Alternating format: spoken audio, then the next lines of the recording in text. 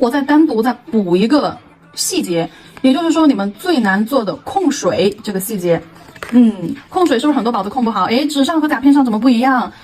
我用纸上的那个方法到那个甲片上，水就多了，颜色就糊了，不显色了啊，或者边缘就不清晰了啊，出来就全是水圈，不干净了。我用在甲片上的一个控水方法到这个纸上面的时候就干拉拉的，颜色也拉不动，笔一点都不丝滑，对吧？颜色我也涂不匀，就是什么控水。那我今天在这里在这节课里面再单独加一个细节，也就是甲片上的控水与纸上的控水方法啊，小细节。来。首先我这个桌子这里我随时都准备上一张纸巾，是拿来亲笔控水的时候用的。一个纸巾，一碗清水，虽然说这碗水有点脏有点浑了但我们还可以坚持。笔的话在取完颜色调完色之后比如说我再调一下颜色嘛，树绿色加黑色。我们在取色的时候都是直接就是你笔在水里涮一涮，好涮一涮，然后就直接就去取色，再加一个褐色这里都有颜色标注的用到了哪些颜色，这里是有颜色标注的。再加一个褐色。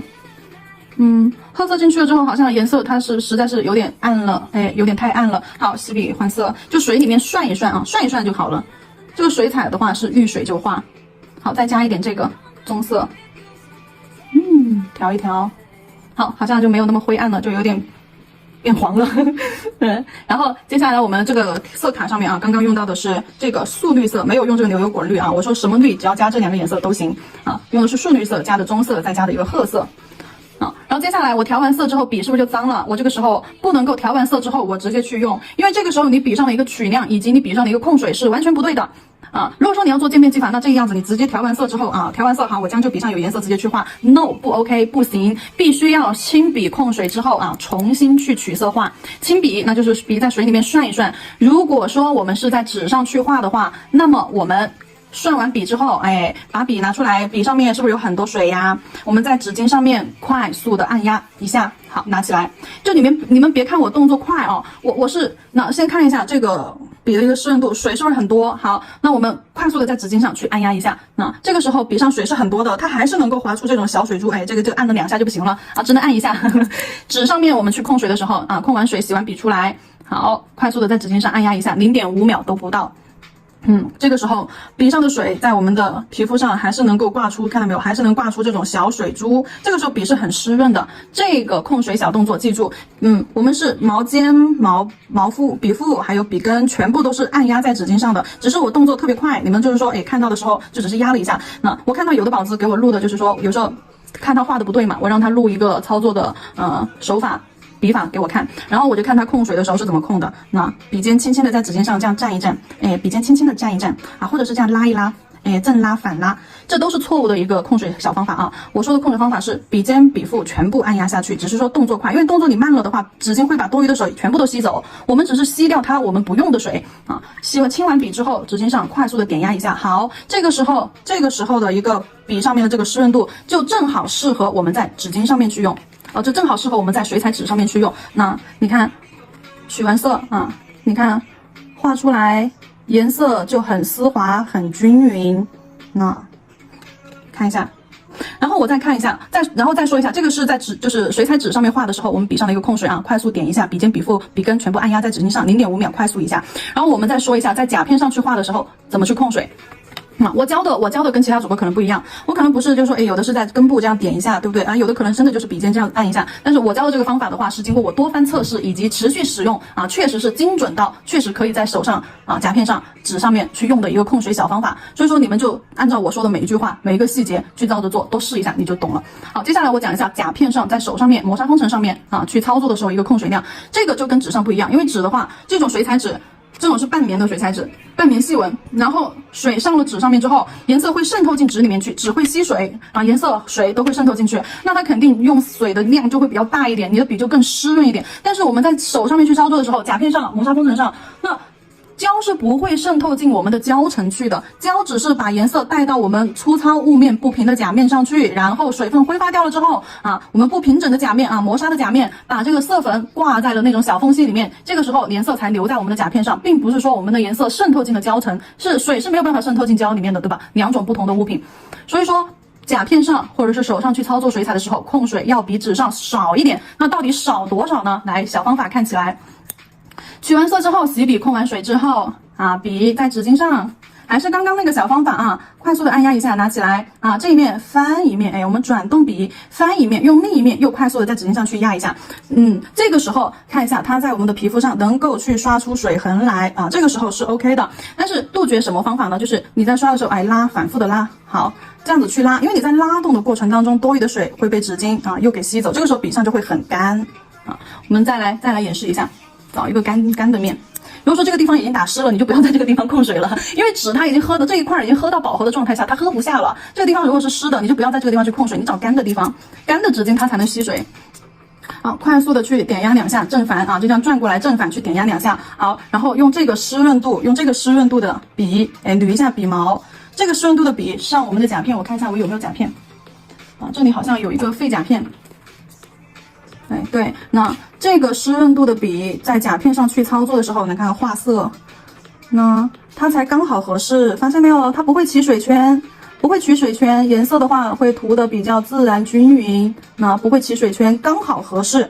如果说水多了，如果说你像纸巾上的那种控水，我点一下，好，然后用纸巾上的这个控水啊，我在旁边这里再画一个色块，好，你就会发现好像水有点多，哎，你看水就有点多，吸不走。啊，或者是我画一个玫瑰啊，你看颜色也会比较浅一些，我画一个玫瑰花瓣啊，那颜色就会在这个地方形成一个堆积，然后这边边缘颜色线就会比较浅。那如果说我们按照正常甲片上的那个控水动作，好，正反点2下，好，捋一下笔毛啊，正常接着去取色，好，取完色之后啊，正常取色，取完色之后，我在这里画一个玫瑰花瓣，好，那看一下两边的一个显色效果。你看一下两边的一个显色效果。第一，这边会不显色；第二，颜色干了之后，这里那色块堆积的地方，这里会形成一个水圈。你们有没有出现这种情况？对不对？出现这种水圈啊，就是边缘有框框有一条线，中间没什么颜色。那起笔的位置更是不留色啊。那你再看一下，正常控水之下出来的玫瑰花瓣轮廓、腰身啊，它都有了，而且颜色比较均匀。如果说我不是笔尖去取色，我是笔尖笔腹啊，笔尖笔腹都是裹满颜色的话，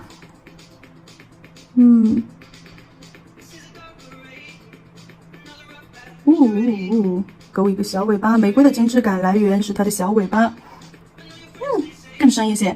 你看这种出来颜色干了之后是不会形成像这边一样的小水圈的，是不会出现这种严重的水圈。所以说水多了在甲面上去操作的时候，它会形成水圈，中间没色，边缘一圈有个圈圈，这就是水多了啊，不成形或者是水圈，颜色糊的都是因为水多了。那如果我再试一下。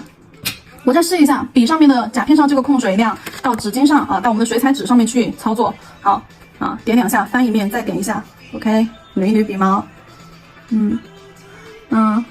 这个颜色好，我取这个颜色。好，同样的取的一个颜色，我再来试一下啊，用甲片上的这个控水量在我们的水彩纸上面去操作啊。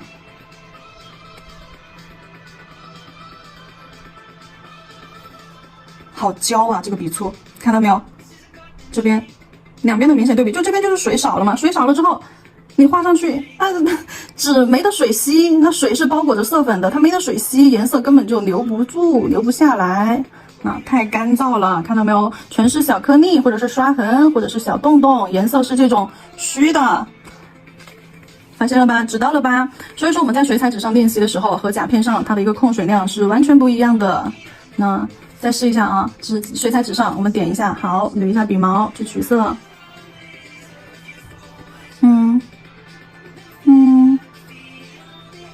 好，再来一遍，压的面积太大。勾一条细线，那你看这个线条才是干净流畅的，你再对比一下两个线条，那这个时候笔使用起来也是非常丝滑的。只要说你在使用的过程当中啊，你的笔感到很顿涩，拉不动，一点都不丝滑流畅，就说明你的笔干了。而且在操作的过程当中，水会挥发，水彩是自然干透的，不是照灯照干的，它水会挥发。一会儿你操作一会儿，你只要笔尖上的水被纸全部吸的差不多了，你笔就开始干。甚至调色盘上的颜色，你看调色盘上的颜色它也会干。那这种时候的话，我们在操作的过程当中还要不断的去湿笔控水来操作啊，并不是说你湿完这一次之后，你就可以一直画，画完这一朵花啊，你的笔都还是湿的，不是的啊。首先我们先来调一下颜色啊，调色用到的这个颜色是一个暗红色，我们把这个朱红色取到调色盘上，朱红色取到调色盘上。你们不要跟我说话，你们自己聊，我在录课。然后加上一点深褐色，深褐色在调色卡上面啊是这个颜色，这里是一个深棕色，深棕色旁边这个才是深褐色。加一点深褐色进去，将颜色变得非常的暗沉。如果说你想要再尝试一点其他的颜色的话，我们还可以调一个玫红色，玫红色取出来。好，玫红色取出来。同样，我们也是去加这个深褐色。深褐色不但可以降低它的一个明度，还可以对冲一下它的这个紫。因为这个深褐色有一点点微微的偏黄，可以降低一点它的那个紫色的感觉。调出来之后就是我们的酱紫色。酱紫色怎么去调呢？紫色加黑色加棕色，这个褐色里面其实就相当于棕色和黑色都有了。好，调了2个颜色，我们现在来试一下。接下来的话，我们把叶子的颜色也给大家调一下。叶子的颜色用到的是一个棕绿色。棕绿色怎么去调呢？接下来给大家演示一下哦，我们可以选一个绿色，不管是亮绿还是牛油果绿、橄榄绿、树绿都行啊，都没有关系，哪种绿都可以。最主要的是我们要加2个万能色进去给它调，哪个万能色嘞？嘿嘿，黑色和棕色，黑色和棕色。这里的话，我先直接用褐色调一调，然后觉得有点暗，想要让它绿色再变黄一点点，我们就可以加一个棕色。好，棕色我这里调的比较多，因为用的特别快。好，这样子一个棕绿色就出来了，棕绿色出来了。接下来我把调色的颜色标注在旁边，你们这样子就能够看得清晰一点点啊。比如说刚刚我用到的是这个树绿色，然后树绿色加上的是黑色啊，也就是棕色，我取这个褐色吧，黑色、褐色，直接用这个褐色就取代黑色。如果说觉得它有点不够黄，太暗沉，我们可以再加一点点棕色，对，让它的颜色没有那么深沉。然后调完了之后，最后得到的这个颜色，棕绿色。好，这是我们今天要用到的这个颜色，椰子的颜色啊。说一下，标注一下它们之间的一个关系。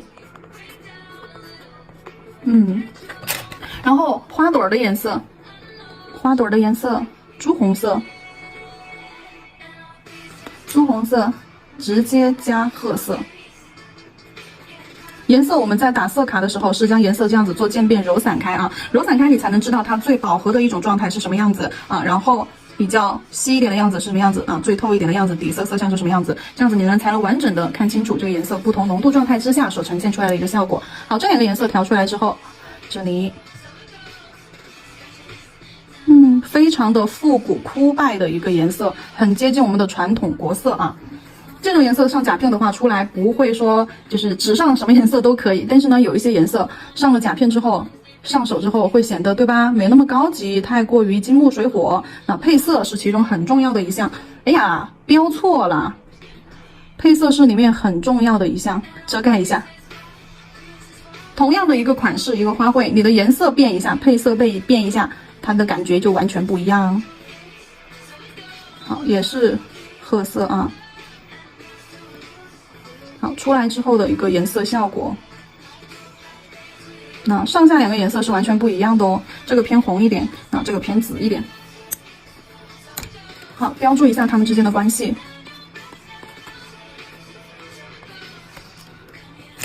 刚刚在操作的过程当中，我们这个叶子的这个小叶子和下面枝干上的这个叶子，是不是2种叶子是完全不一样的一个形态轮廓？在开始讲之前的话，我要先说一下这个小叶子的一个形态轮廓。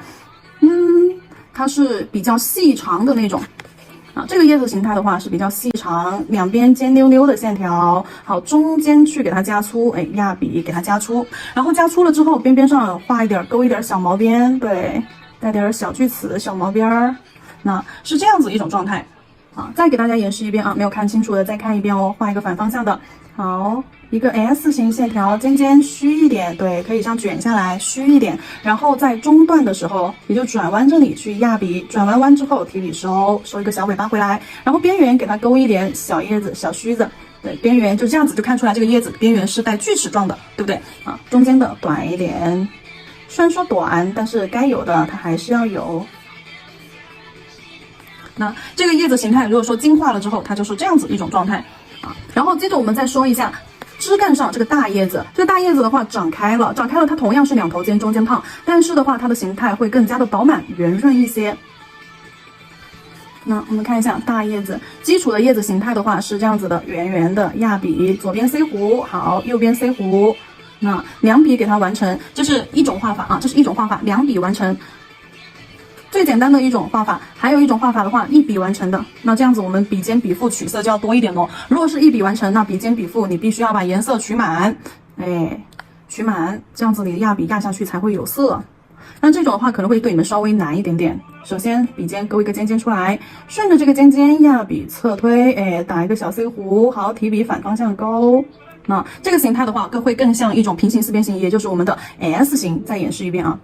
好，拉一个尖尖出来，尖尖拉出来了之后，顺着尖尖压笔侧推，好，转弯提笔勾尖儿。那这就是一笔的一种画法。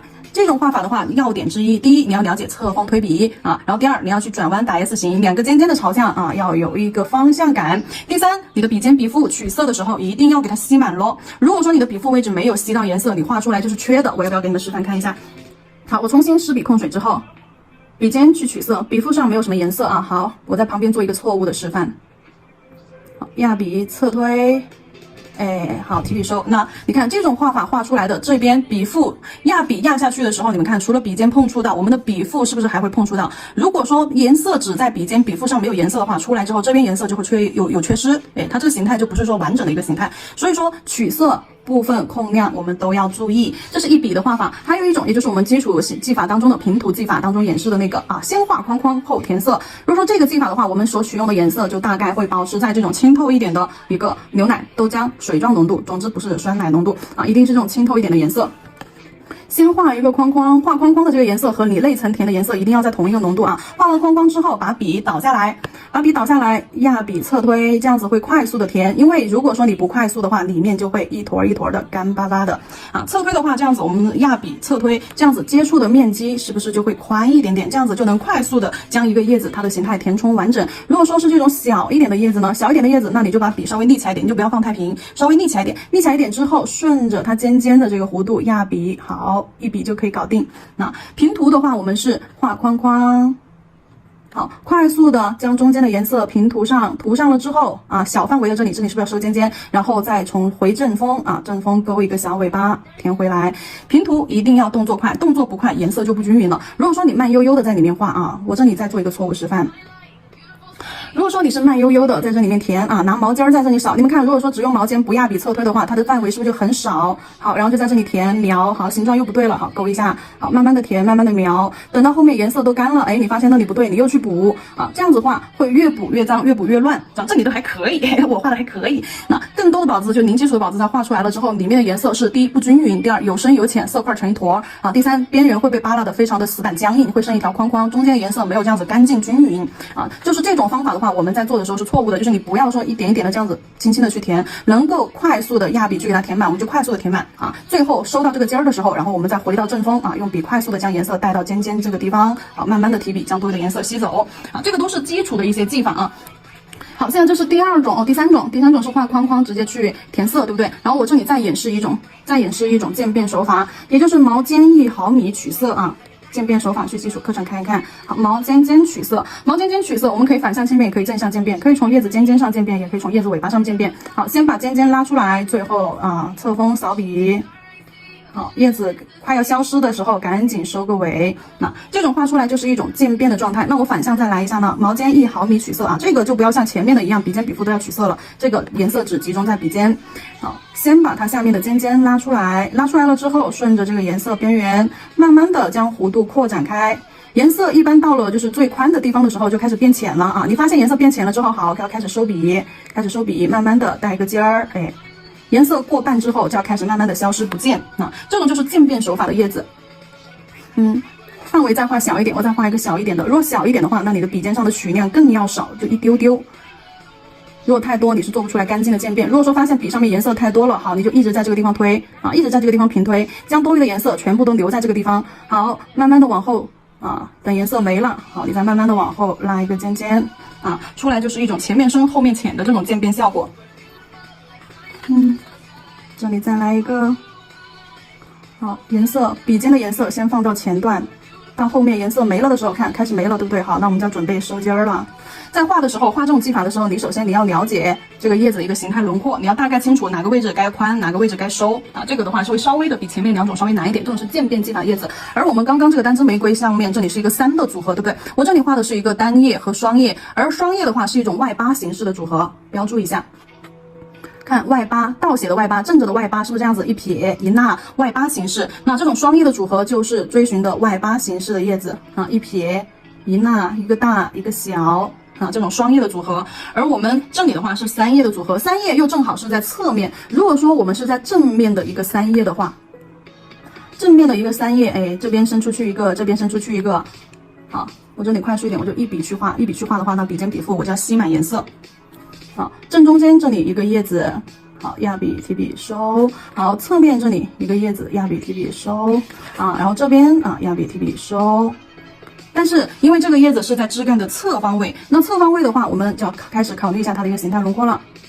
那叶子是这样子 C 弧弯弯的一条线，好 ，C 弧弯弯的一条线从枝干这边啊，从枝干这里延展出来，好，然后这个上面去画叶子，那你想象一下，这个是正面，然后你从这个视角看过去，那侧面45度角的话，首先这里的叶子是正常的啊，上方的叶子可能翘起来也是正常的，但是这里的这块叶子就不是正常的一个画法了。正常一点的画法是什么呢？叶子两头尖，中间胖，对不对？好，我这里有讲到第4种叶子形态，就是这样子侧推画鸡爪子。啊，这个不是鸡爪子，这个是锯齿状的，然后这个顺着枝干线条倒下来，尖尖指向左下方啊，然后这里上面再画一个，好，顺着枝干尖尖倒下来，指向的是左上方，勾一个小尾巴啊，左上方。那这个方向的叶子我们就不能够两头尖中间胖了，我们要直接从胖开始，因为叶子正面看的时候是这样子啊，侧面看的时候哎是这样子，对不对？好，然后我们从正俯视角度，就正视角度去看的时候，我们只能看到它是一半的弧度，哎，是有点像一个爱心形式，对不对？就是从叶子的正方向去看，这个能理解吧？那我们在画的时候，肯定就是直接从宽，哎，从最宽的地方，好，慢慢的收一个尾巴啊。这是我们在画这种3叶啊，3叶的组合的时候，单枝玫瑰3个叶子组合的时候，它的一个摆位，会了吧？这个叶子的话，旁边演示一下。好，这个叶子旁边演示一下，先拉尖尖，尖尖之后压笔侧推，哎，先小一点范围，然后再大一点范围，经过叶子最胖的地方，好，范围越来越小，慢慢的收尖儿，好，拉一个小尾巴。这种叶子画出来就是边缘带锯齿感的，不像是上面的这种胖嘟嘟的叶子啊，这种一看就是很饱满的边缘。那这种一看就是边缘有一点点带毛边带锯齿。那还有一种就是你可以快速一点的，哎，随意的这样子去拉扯一下，就是动作再随意一点，弧度再大一点。那这种就是什么干枯啊，干枯玫瑰的叶子，干枯玫瑰的叶子，它的边缘肯定不能像这种新鲜的叶子一样饱满又圆润，对吧？水滴滴的。那这种的话，一看就是干巴巴的，这边缘都打皱了，没水分了嘛，没水分了，它肯定就皱皱巴巴的，皱皱巴巴的，那边缘肯定就不会很干净圆润了啊。所以说这是第几种叶子来着？都忘了是第几种叶子了啊。这些叶子形态在我们的基础课程5种常见的叶子形态当中，还有组合当中、画法当中有讲到过的啊。这里又是重新又提出来给你们讲一下。接下来我们来讲我们叶子所使用到的一个技法是叠色技法，12技法当中的叠色技法。叠色技法的话，我们需要注意一些什么点呢？首先在讲叠色技法之前，我要给大家看一下色彩的浓度，就是基础课里面也讲过啊，色彩的同一个颜色可以得到它一些不同的一些颜色浓度。比如说就拿刚刚的这个颜色来说啊，我们多一点水，少一点色粉。我在这一块，你看这一块色粉本身就很少，多一点水，少一点色粉。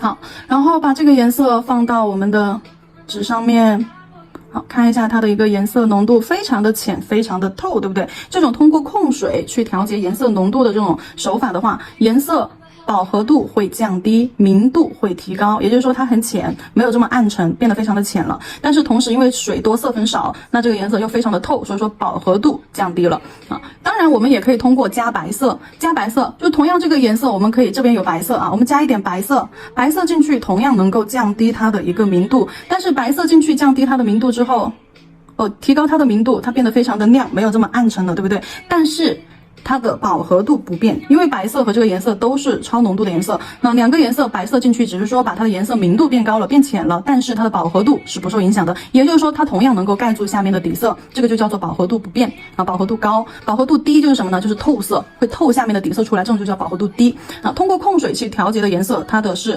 颜色越浅啊，那颜色就越透。如果加白色，那就是饱和度不变，明度变。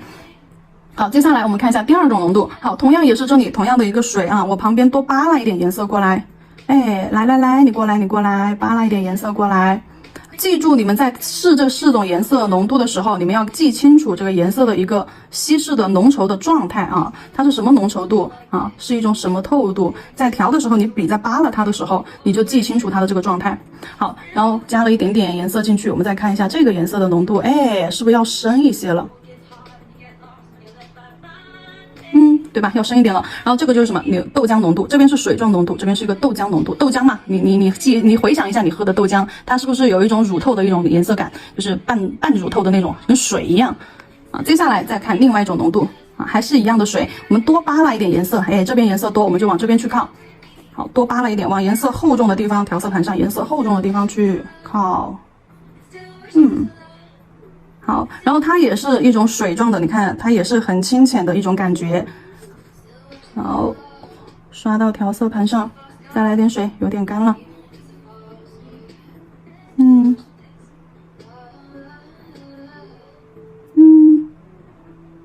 好，颜色是不是浓度变浓了？好，再来这边再干一点啊！你看这边干的来，刷痕都非常的重了，颜色一扫开，它都不会自动流平了。那再来看一下这个浓度。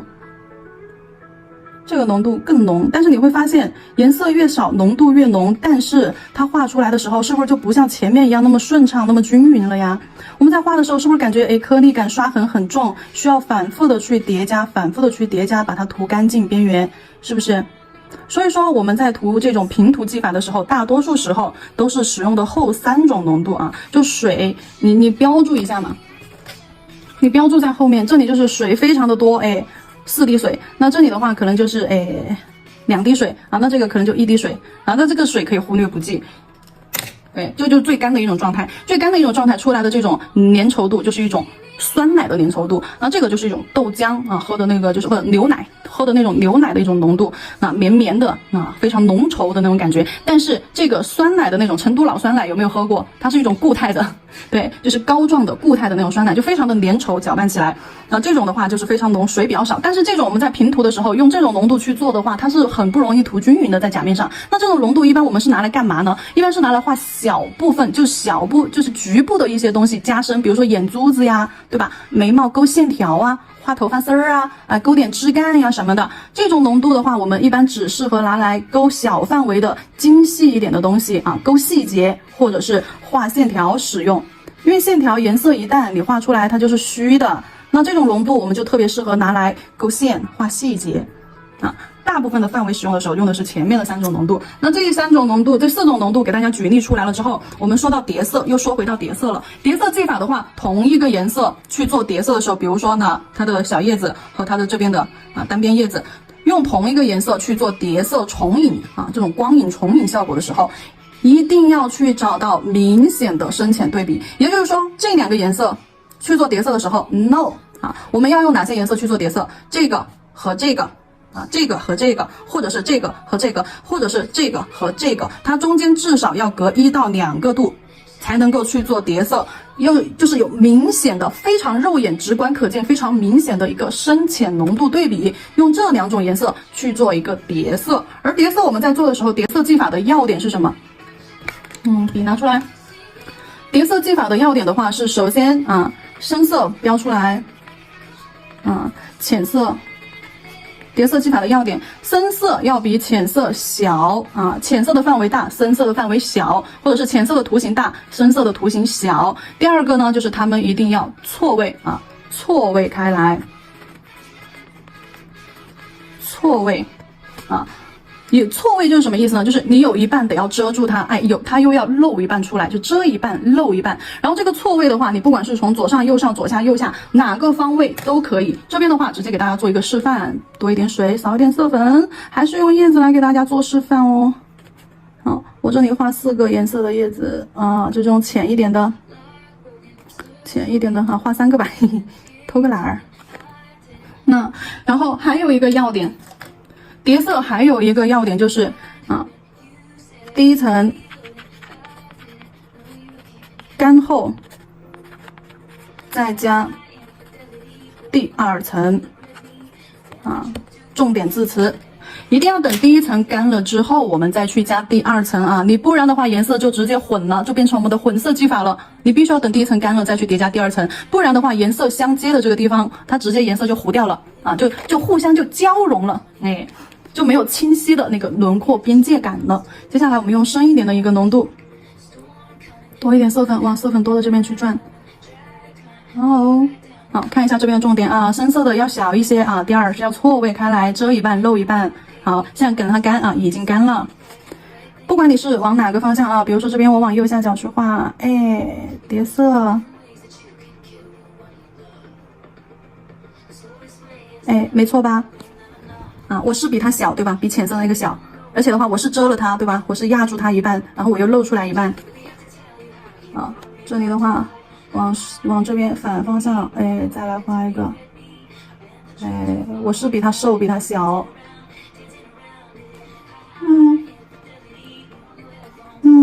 我还可以再换一个方向，左下角或者是右下角啊，左上角、右上角都行，哎，我就这样子直接一种平行四边，就是平行线条，知道吧？直接就是等距平移，哎，好。只要他们，你看这个是不是就很有一种光影的感觉，就好像后面是它的影子，一种光影效果啊，去造成这种隐隐重重、重重叠叠的那种感觉，这种就叫做叠色。叠色讲完了之后，那我就不做其他的示范了啊。包括我们在画竹子的时候，也是可以做这种深浅重影叠色啊。包括我们在画到一些就是甲片上的一些款式的时候，我这里看一下能不能找出例子来。哎呀，没有例子，我给你举个例子。没有例子啊，找不到，款式太多了，不找了。就是大家就记住这个技法就好了啊，技法的一些要点。然后我们来讲一下它这个，因为这个玫瑰的话，我们要先画叶子的部分，还有枝干的部分啊。花朵的部分反而是后画，那花朵我们先放到后面去。我先讲一下这里的一个形态轮廓，这里非常的注意，因为我看过很多水缘宝子做出来的，哎，有一个要点一定要给你们讲一下，因为那个是最容易出错的地方。我这个底座我大家都给你们讲过，单支玫瑰的底座是一种 U 型底座，压扁了胖胖的一个 U 型底座。那 U 型是什么？就大写的一个 U 嘛，啊，对不对 ？U 型底座，然后我们经它美化，把它做成有造型一点的，美化一下，来一个 S 型，哎 ，S 型。对吧？就是让它变得妖娆一些，就是啊，就跟就是对吧？有胸是胸，腰是腰，屁股是屁股那种，这个蜜桃臀一样，哎，大家懂吧？就是腰非常的细那种蜜桃臀，哎，就那种感觉，哎，它的这个底座是这个造型的啊。然后我再说一下错误的示范，就水儿宝子你们在做的时候容易出现的一些问题，就是你的这个底座吧画出来不知道为什么就是这样子的啊，底座是尖溜溜的，这种是错误的画法啊。还有一种就是啊画的太高啦。啊，然后这个须啊，就这样直接冲出去，哎，这种也不漂亮。我们一定要 U 型，就是下面一定要胖，哎，然后这个线条，哎，这里有一个腰身要收，最后叶子有一个小须，哎，要往外延展啊，这种才是对的。然后收回到它的这个底座下面来，那这种才是对的。自己去对比看一下自己是哪一种啊，我标画在旁边。叶子刚刚上面讲了是什么形态咯，我标在旁边。错误画法一，哎，好，这是一种，好，第二种，第二种，好，这是错误画法二。好，接下来我们来演示一下正确的一个画法。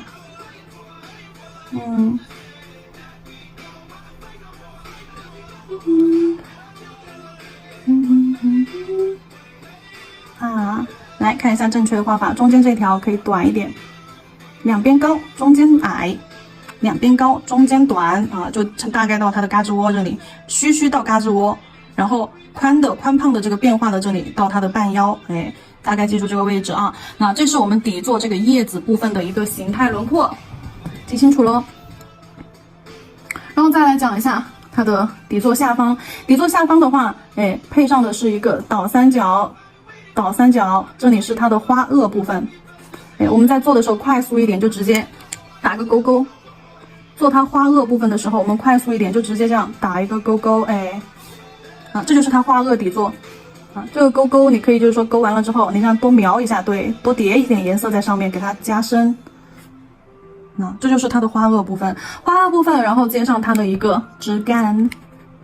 枝干有转折，哎，有棱角，就是两条线，这里又插出去一个小枝丫，哎，结果枝丫回来之后又直走，哎，直走旁边我又来一个小枝丫，哎，就这样，最后收底的时候，这里我们要给它加粗啊，底座这里要加粗。好，演示一下，快速一点，对，锋利有转折，快速一点。好，最后底座这里加粗，就这个线条吧，它有粗有细，哎，有粗有细。粗的地方是哪里呢？是有这种转折，不管是刺儿还是说长出来的小叶子部分啊，这个转折的地方加粗，然后最后收尾的地方啊，这里要加粗。枝干要直，要有这种骨感，要有棱角，要锋利，这样子这个单枝玫瑰的枝干才漂亮。禁忌去画这种飘一根线，哎，就跟五谷的那种感觉一样，就这样飘一根线，这种画法不要出现。就是玫瑰要有它的这种骨感在里面。好，这个是枝干的部分，枝干的部分讲完了。叶子啊，这个叶子组合我刚刚已经讲过了。然后我来讲一下花骨朵儿。花骨朵儿的话，它的这个该怎么给你们形容呢？我们来说一个三角菱形吧，啊，说一个菱形。来，先找一个最基本的形态轮廓，哎，菱形，这是它的花骨朵的一个基础形态啊。好，经过美化之后，我们把线条还是要像这个一样 S 型线条，哎，有一点点小须子啊卷出来。好，这边菱形到这里屁股是凸出去的 ，OK， 收回来。那这边收的比较拢，对不对？收的比较拢，好，那我就靠近一点，哎，屁股这里凸出来，哎，收回到下面这里来，好，然后中间一个短一点的，所以说花骨朵的话，我们是这个菱形的状态，两边你可以给它加一点小叶子，这个是无所谓的啊，这个你给它加上去，这个是无所谓的小叶子。那演示来看一看，演示来看一看，拉一个小须子，好，叶子中间胖，两头尖，哎，收回来，好，一高一低，有一种错位感啊，一个高一个低，好，收回来。中间再来加一个小一点的，哎，左边一个小叶子，右边一个小叶子，你看，再把花萼给它配上，是不是花骨朵的这个叶子组合是不是就出来了？那我再把这个花萼这里给它配上，哎，左边一个小叶子，右边一个小叶子，那单枝玫瑰的一个小叶子部分是不是形态轮廓就出来了？啊，这里我讲完了之后，我叶子部分。枝干部分啊，花萼部分我已经讲完了。这里讲完了之后，我们接下来要讲它的花瓣部分所使用到的一个技法了。好，然后我们讲了前面的细节之后，把这个部分组合起来，再配合上我们的一个叠色技法。少一点水，颜色淡一点点。啊，先去画这样子一个 S 型小叶子。小叶子的话，我们的基本形态轮廓 U 型。对，看一下这个正确的示范，不要去做这上面两种错误示范啊。好。哎，打一个 S 型线条。如果说画不了一笔成型的，你可以先把线条勾出来，画一个 S 型线条，先勾出来。勾出来之后，我们在中段线条的中段位置去给它加粗，压笔侧推呢，加粗了之后，边缘贴着边缘形状轮廓，画一点小细线出来。哎，就感觉这个叶子有一点小毛边啊。你们注意去观察玫瑰的叶片是不是这样子嘛？小叶片它是有一点这种小锯齿、小叶边的。好，然后这边我就一笔去完成啊，两边可以不用完全对称，可以一边高一边低。好，压笔提笔收，尖尖勾一下，那勾一点小锯齿。好，然后两边的高一点，中间的这个矮一点、短一点、瘦一点，那直接收到底座上来。好，中间的这个一看就是一个小矮子，被两边的这个保护着。好，底座的话啊，底座花萼部分是一个三角形，打一个勾勾。那压笔尖儿侧推，打一个勾勾。花萼部分加两个小叶子，左边飘出来，右边飘出来，哎，好，加两个小叶子。小叶子加完之后，我们再来把枝干安排上。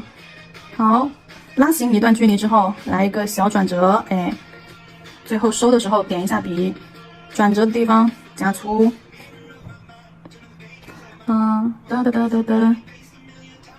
旁边还有个花骨朵儿，花骨朵儿我就竖着演示在旁边啊。花骨朵儿是一个菱形，对不对？头尾是收着的，这里是收着的，这里是收着的，那这两边是比较宽的。好，根据这个基础轮廓，我们来画一下，还是一样的线条是 S 型，压笔收，哎，须须给它拉出去，这边可以矮一点嘛，不管哪边，不管左边高还是右边高，反正就是这左右两侧的啊，一个高一个低，形成一种错位。好，压鼻，边边上拉一点小毛边，中间加一个矮一点的小叶子，可怜巴巴的小叶子。好，这是花骨朵啊，闭合的比较拢，这上面，然后加上一个打勾勾三角形底座，两边的小叶子，加一点小枝干。然后讲到这里的话，好，讲完这个细节了之后，我们接下来继续把这边的叶子叠色给它做出来。叠色的刚刚讲的重点，对吧？深浅对比啊，有深浅对比，而且有大小对比，对吧？浅色的一定要大于深色的，深色的一定要小于浅色的。而且的话要产生一种错位，也就是说深色你要把浅色遮一点点，又会露一点点，去做一个错位，平移错位。好，那我们。然后中间这里这段素材是补录的，因为前面的这段素材出镜了，所以说这段给它补录上，做的是它的小叶子还有枝干的部位去叠色的这个部分。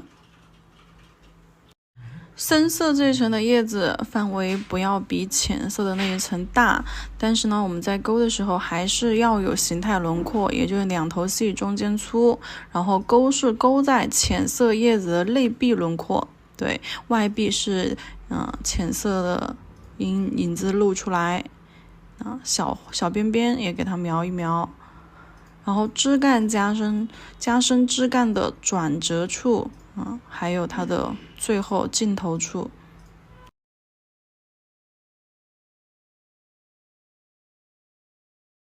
旁边还有一个组合叶子，多一点水，少一点色粉，那就取色粉浅的地方，少的地方。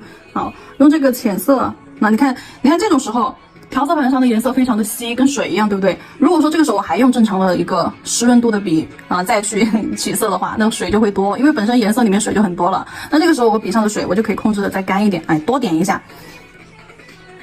好，先取，这里勾一个小叶子出来，好。画一个小叶子，尖尖指向左下角。好，这边尖尖指向右上角。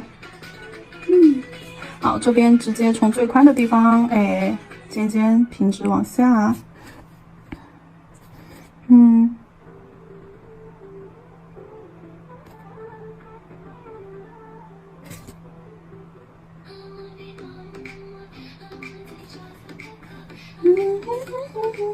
如果你还要加小叶子的话，这边空间不够了，硬挤吧。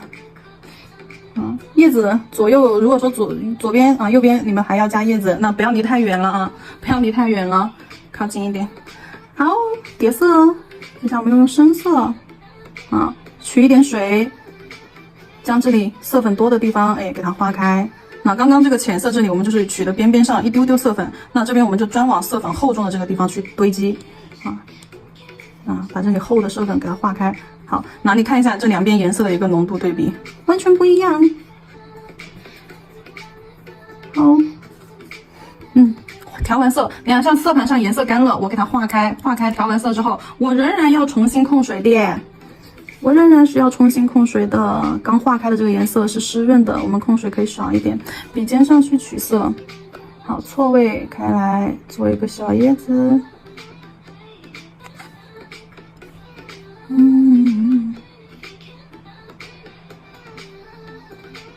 须须一定要轻轻的给它勾出来。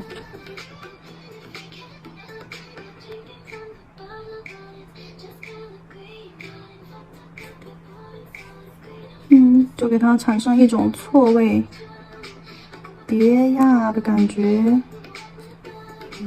这里因为空间太小了，有点拥挤，那我把它牵过来一点就感觉是从这边又延伸过去的。就像我整体再往左边，这里是整体往右上角去靠，我这边往左边。不好意思，我左右不分。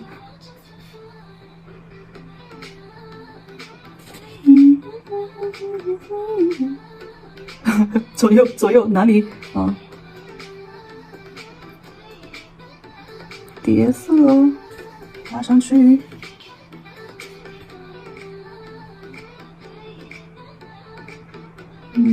遮一点，露一点。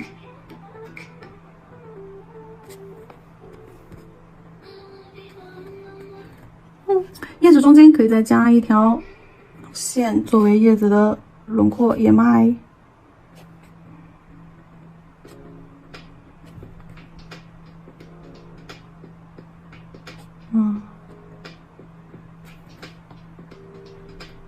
好，这是叠色技法之下有重影的叶子。好，这里叶子就讲完了，来，我们再讲一讲花骨朵儿。好，叶子的就讲了这么多。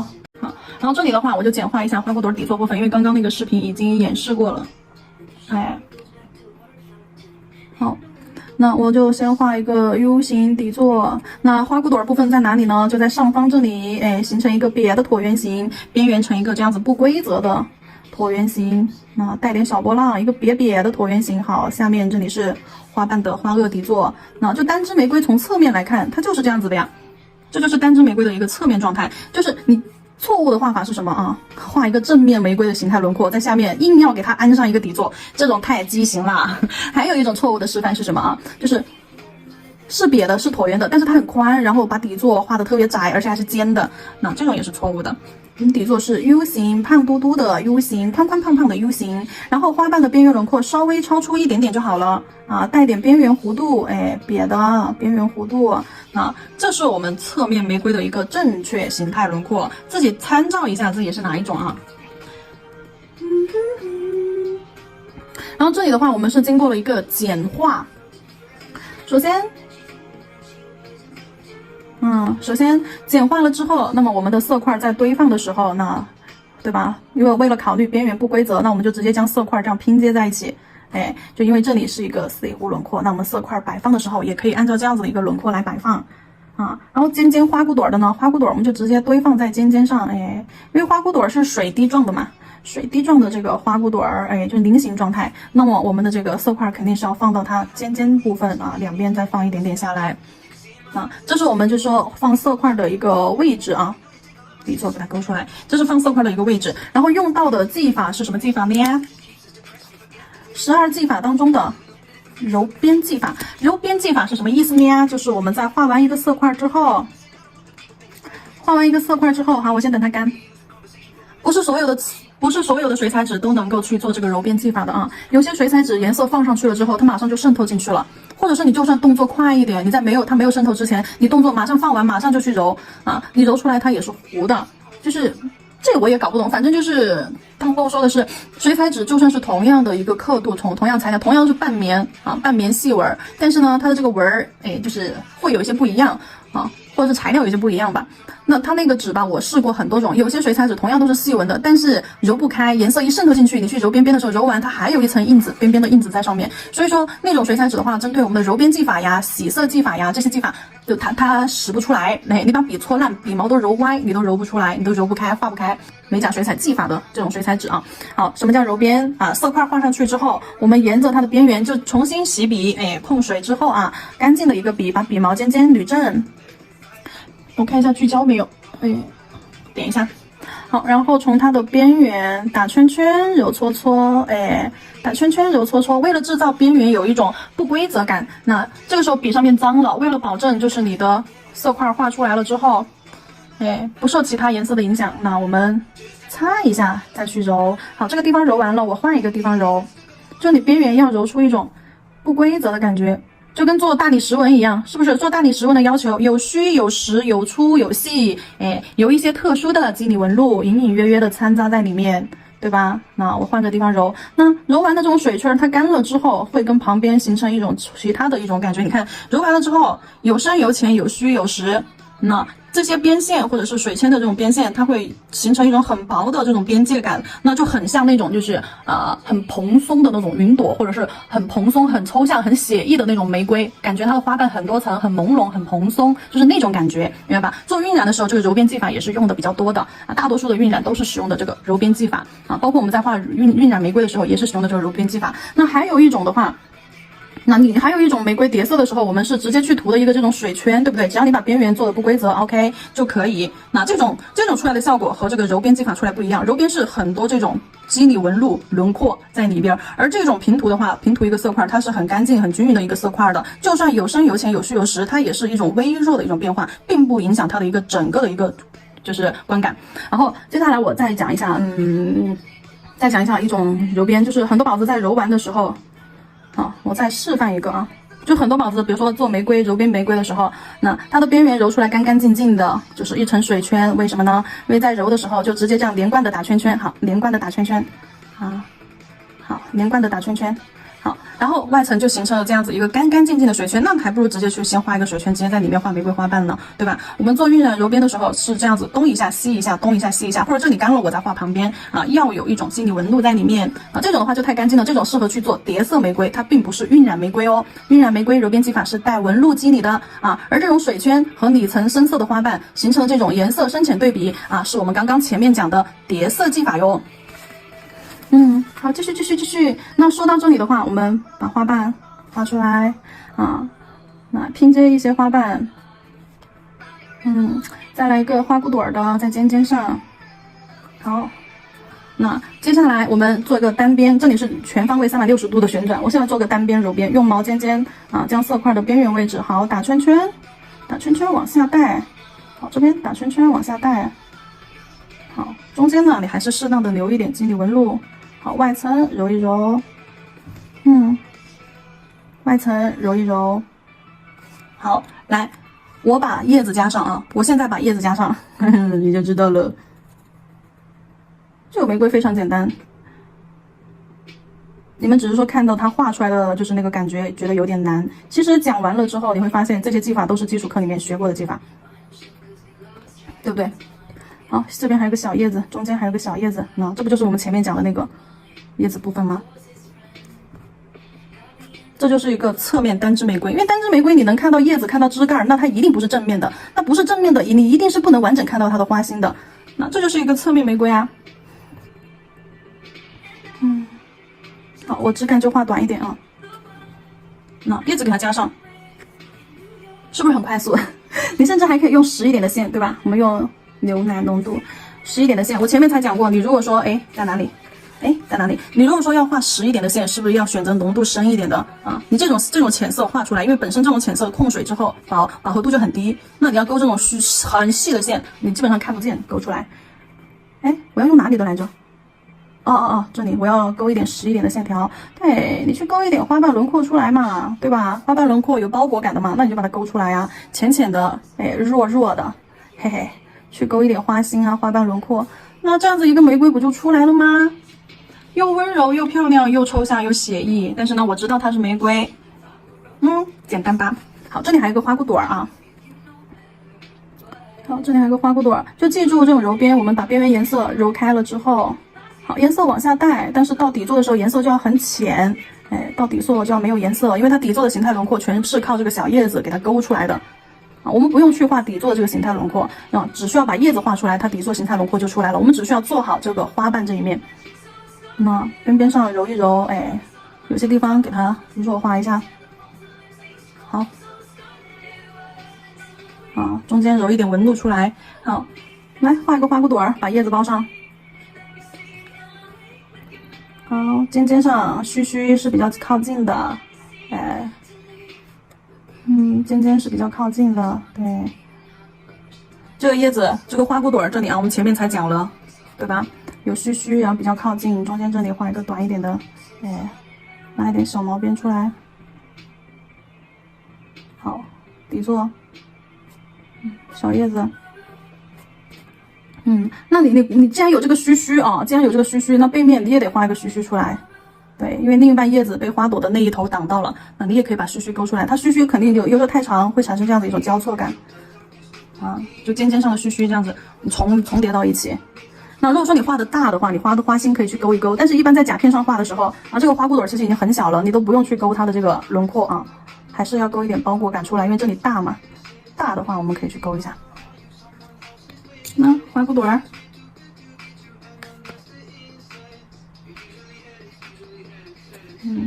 刚刚用到了一个新的笔法回推，这个课程里面再去讲吧。好了，这样子一个单枝和花骨朵儿就很快速的就去画完了。多练习，没有东西是一看就会的。告诉你方法、步骤、技巧，是为了让你更快速的去找到方法，而不是就是说慢慢的去摸索，是为了让你每一次练习都有进步，而不是原地踏步，好吧？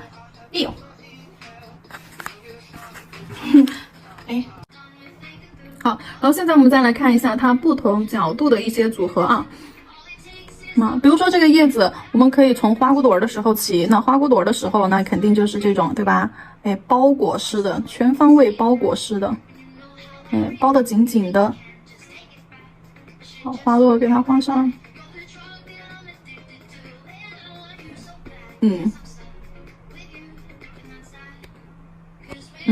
好，这种是花骨朵的叶子，再来画一个含苞待放的，就稍微有一点开，就像这个一样。哎，稍微有一点开了，那这个尖尖可以张开不交叉。中间画一个短一点的叶子。画一个三角形花萼，画2片小叶子。好，然后再来画一个半开的，半开式的，对吧？那就是这个 U 型的这个腰啊，这个腰这个距离，我们稍微靠近一点。哎，稍微靠近一点。好，底座花萼底座，小叶子。再来画一个完全展开的，那我们就要画的扁平一点嘛，就像这个又宽又瘪，又宽又瘪。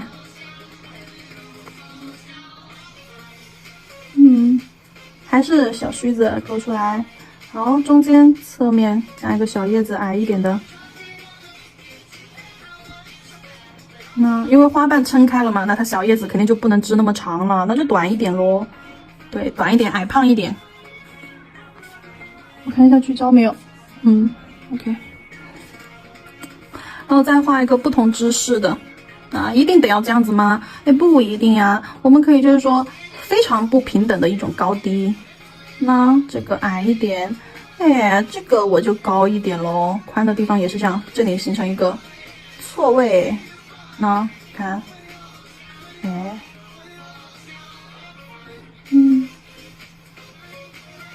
那非常不平等的一种，这边明显很长很大，对吧？那这里完全不平等。还有呢，不急，还有呢。那除了这种完全不平等的，还有一些形态是什么样的呢？不慌啊，还有一些形态。哎，我叶子我可不可以掉下来？对吧 ？S 型嘛，你就记住，你走 S 型就行了。我一定得要往上吗？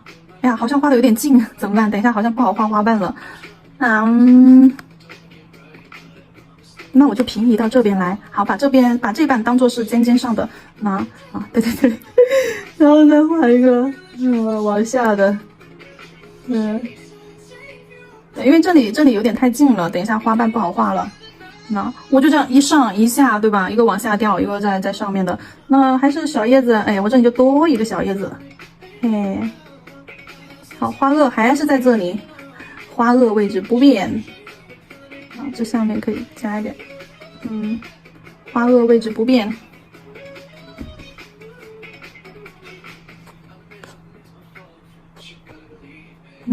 你如果说不考虑叠色的话，我们就在中间。等一下，聚焦没有？好，那是一个小失误啊。如果说不考虑叠色，还是要考虑一下。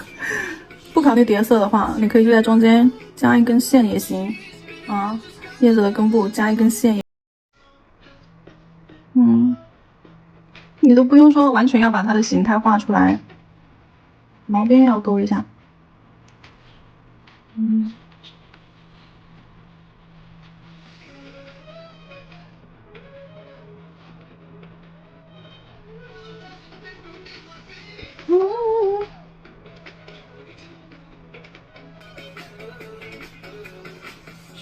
其实还是叠色，虽然说是线条，没有说画很标准的那个，没有说画这种很标准的这种叶子形态啊。你看这个就要精致标准一些，但是我们就这样勾一个小线儿，对吧？那在叶子的中间跟着它的形态轮廓，对吧？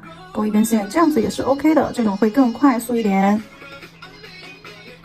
这个玫瑰本身就不讲究什么精致感。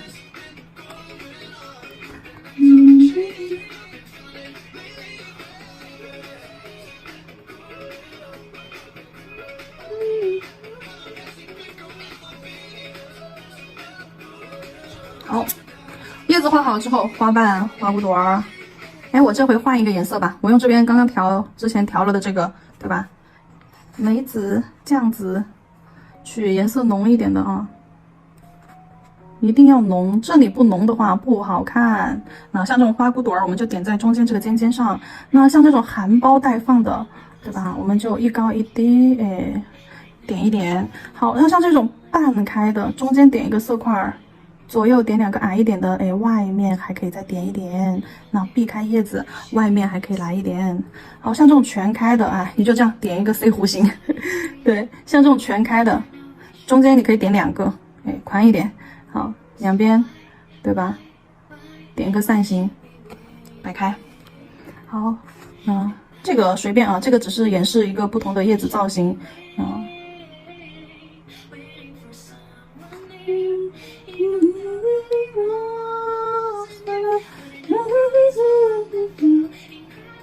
哎，我在录课呀。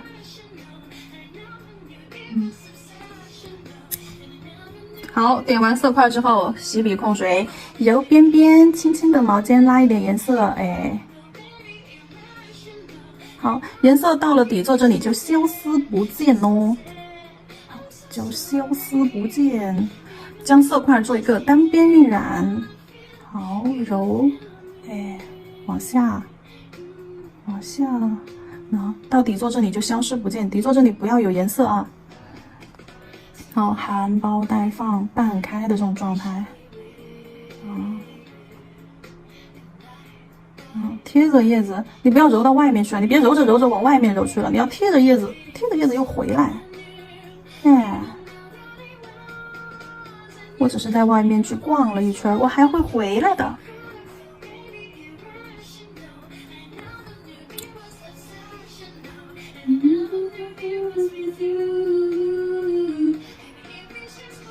然后刚刚我也重点讲过一个揉边的区别啊，里面是要有一些水圈存在，有一些别的这种肌理轮廓存在，对，就所以说聚一下焦，所以说你看像这种边线是我刻意做出来的，我笔尖指向这个地方，我就能做出来这样子一个轮廓线。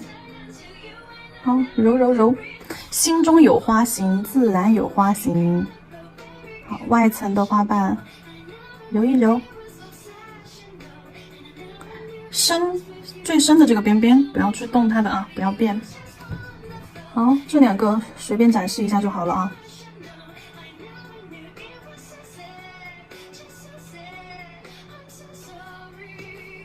I'm so sorry。好，笔放平，笔尖揉呀揉。水太多了，颜色太多了，笔尖上颜色太多就去擦掉啊！你别带到下面颜色还有很多，说了颜色到下面就很浅了，就消失不见了。好，好，然后接下来我们去，如果说你觉得想要加深一下它里面的花瓣轮廓，我们再取一个酸奶浓度，反正就是浓一点的色粉多一点，多扒拉一下，往色粉多的这边，聚一下焦。往色粉多的这边去扒拉一下，用浓一点的颜色，多一点色粉，少一点水。好，给它勾一点实线在中间。这个你勾了的话，只是说让它感觉更加的有轮廓一些。你不勾也不怎么样，不勾它本身就是一种很抽象的一种玫瑰。浅勾一下，对吧？对，这里已经被压扁的花心啊什么的，这里中间已经被压扁的花心，对吧？花瓣轮廓。勾一下又不咋样，勾吧，是吧？这里不想勾你就跟着颜色的边线，你觉得哪个地方也是有层次轮廓的？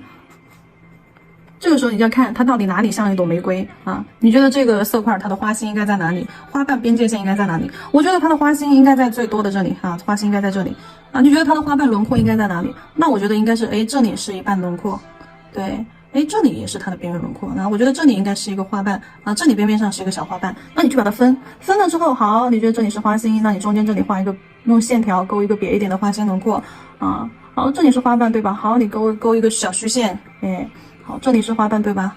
勾一个小虚线，那小虚线啊，就这样简单的把它的花瓣轮廓用线条勾一勾，是不是？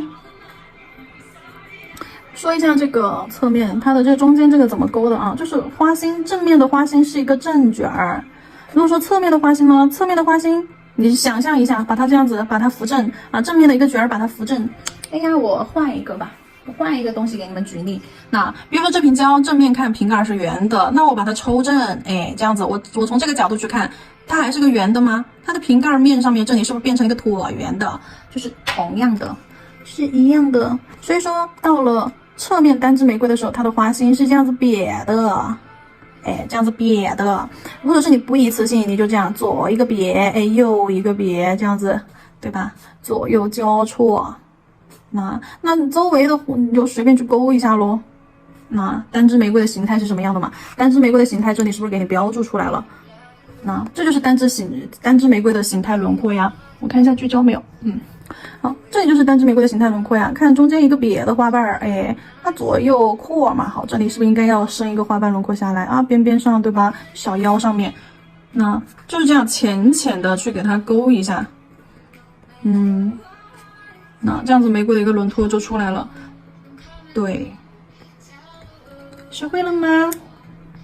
那你看，它是这样子的一个变化哟。